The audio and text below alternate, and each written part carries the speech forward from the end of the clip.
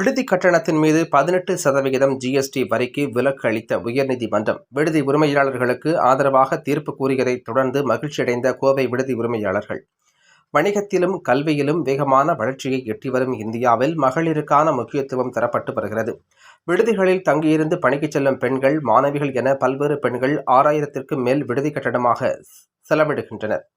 சமீப காலமாக தமிழ்நாடு ஜிஎஸ்டி துறையானது அனைத்து விருந்தினர் விடுதி உரிமையாளர்கள் தங்களது கட்டணத்திற்கு 18% ஜிஎஸ்டி வசூலித்து கட்டுமாறு ஆணையிட்டு இருந்தனர். ஏற்கனவே சமுதாய பொருளாதார சவால்களால் பாதிக்கப்பட்டுள்ள மகளிருக்கு இது ஒரு சுமையாக அமைந்தது.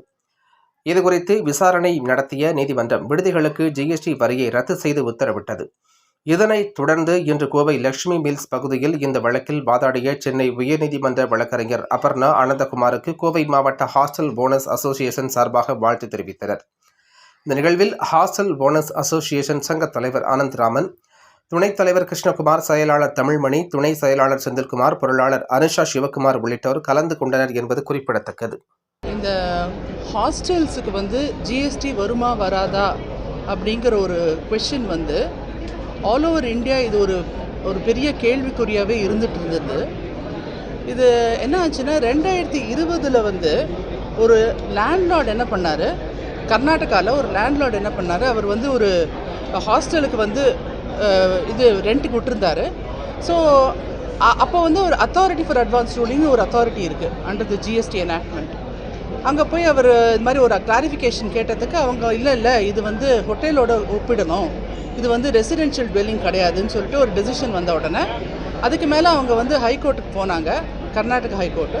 ஆனரபிள் கர்நாடகா ஹைகோர்ட் என்ன ரூலிங் என்ன கொடுத்தாங்கன்னா, என்ன டெசிஷன் என்ன கொடுத்தாங்கன்னா, இது ரெசிடென்ஷியல் டுவெல்லிங், அதனால் இது serial number 12 of notification 12 of 2017 which is an exemption notification, அதில் தான் வரும், அதனால் உங்களுக்கு ஜிஎஸ்டி வராது அப்படிங்கிற மாதிரி ஒரு தீர்ப்பு வழங்கினாங்க. அதுக்கப்புறம் என்ன ஆச்சுன்னா, இங்கே கோயம்புத்தூரில் நிறையா ஹாஸ்டல்ஸுக்கு ரெய்ட்ஸ் வந்ததுனால ரெய்டு வராத ஹாஸ்டல்ஸ் நம்மக்கிட்ட அப்ரோச் பண்ணாங்க. இந்த மாதிரி எங்களுக்கு ஒரு கிளாரிட்டி வேணும், இது எங்களுக்கு வருமா வராதா எங்களுக்கு புரியல அப்படின்னோடனே நம்ம என்ன பண்ணினோம், இங்கே தமிழ்நாட்டில் ஒரு அத்தாரிட்டி ஃபார் அட்வான்ஸ் ரூலிங்னு இருக்குது. எல்லா ஸ்டேட்டுக்குமே ஜிஎஸ்டி அத்தாரிட்டி ஃபார் அட்வான்ஸ் ரூலிங்னு இருக்குது. அங்கே போய் கிளாரிஃபிகேஷன் கேட்டோம். அந்த கிளாரிஃபிகேஷனில் என்ன கேட்டோன்னா, ஃபஸ்ட்டு கொஷின் நம்ம ரெசிடென்ஷியல் டுவெல்லிங் தான், இது ஹோட்டலோடு ஒப்பிட முடியாது, ஏன்னா இது டெம்பரரி ஸ்டே கிடையாது, லாங்கேவிட்டி ஆஃப் ஸ்டே இருக்குது, அதாவது ரொம்ப நாள் நீண்ட நாள் இருக்கிற மாதிரி இருக்காங்க.